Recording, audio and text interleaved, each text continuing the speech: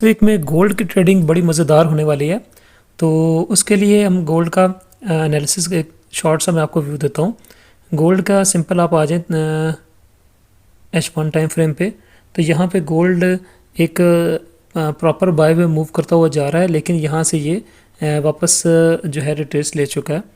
इसी तरह हम इसमें अगर चेक करते हैं H4 टाइम फ्रेम में, तभी ये बाय की तरफ इसकी मूवमेंट जो है वो सेल की निस्बत ज़्यादा है। अभी हम D1 टाइम फ्रेम पे आ जाएं। D1 टाइम फ्रेम में अगर हम देखें तो गोल्ड एक ओवरबॉट जोन में चला गया। यहाँ से ये एक अच्छी रिट्रेस ले सकता है वापस, लेकिन वार की वजह से चूंकि पहले से ही अबव जा रहा है, इसलिए इसके ऊपर जाने के चांसेस भी ज़्यादा हैं। अब गोल्ड को एग्जैक्टली कहाँ से टेस्ट करना है कि कहाँ से ये हमें एक अच्छी पोजीशन देगा, बाय में या सेल में। उसके लिए हम गोल्ड की वीकली टाइम फ्रेम पे जाएंगे। वीकली टाइम फ्रेम में अगर हम देखें तो गोल्ड का सिंपल मैं आपको ये इतना एनालिसिस बता दूं कि गोल्ड ने अगर तो बाय जाना है तो इसने इस पॉइंट से 2011, अगर 2011 पे मार्केट मूव करती है और इसकी कैंडल क्लोज होती है मिनिमम, ये याद रखिएगा, M30 की। अगर M30 टाइम फ्रेम पे इसकी कैंडल 2011 को टच करती है, ठीक है, तो इसके बाद ये ऊपर अबव मूव करेगा और इसका नेक्स्ट लेवल 2040 को क्रॉस करेगा मिनिमम। और अगर ये डे स्टार्ट से ही इससे डाउन लेती है और या इससे नीचे रहती है तो इसकी हम प्रॉपर सेल ही लेंगे मार्केट में। और इसकी सेलिंग कहाँ से है? इसकी सेलिंग अगर मार्केट अभी 1996 पे है, 1992 पे, तो 1992 से अगर 2001 पे भी जाती है तब भी यहाँ से सेलिंग है, 2005-7 से भी सेलिंग है। जब तक इसकी M30 या H1 की मिनिमम जो कैंडल है वो 2011 को टच नहीं करती, ठीक है, 2011 पे क्लोज होनी चाहिए कैंडल, थ्रेड नहीं, इसका कैंडल क्लोज होगी तो इससे के बाद हम बाय देखेंगे। इससे नीचे नीचे ये तमाम सेल है, जितना भी इससे सेल में प्रॉफिट ले सकते हैं आप ले सकते हैं। और अगर वार की वजह से इशू हुआ तो यहाँ से ऊपर बाय में हम प्रॉफिट बनाएंगे और ये 2080 से ऊपर तक इसका प्रॉफिट बनता चला जाएगा।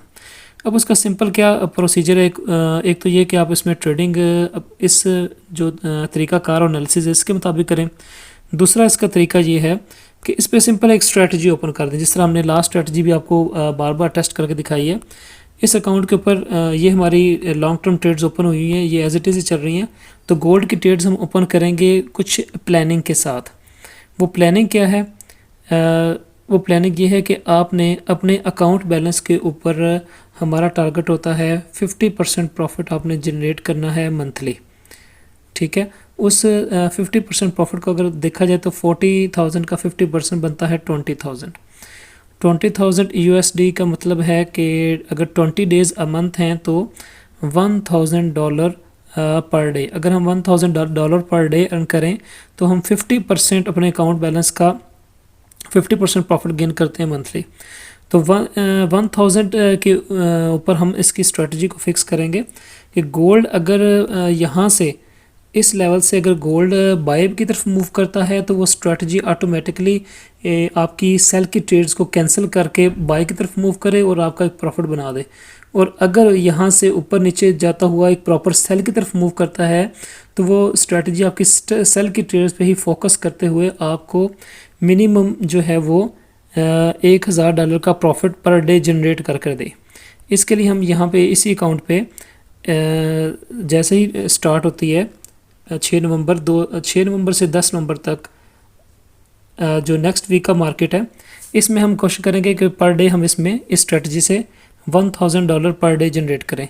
और ये आपके सामने ट्रेड्स ओपन होगी और जैसे ही मार्केट ओपन होगी उस पर हम 1,000 के हिसाब से स्ट्रेटजीज़ को फिक्स करके लगा देंगे। इसी जो हमने एनालिसिस किए हैं इसी के मुताबिक कि मार्केट किस लेवल से कहाँ तक जाए तो किस पॉइंट से कहाँ उसने ट्रेड्स लेनी है।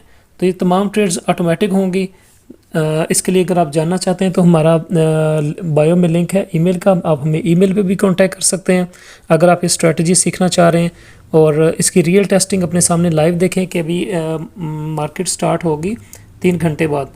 तो 3 घंटे बाद स्ट्रेटजी पे हम ट्रेड्स ओपन करेंगे और देखते हैं इसका क्या रिज़ल्ट आता है। शुक्रिया।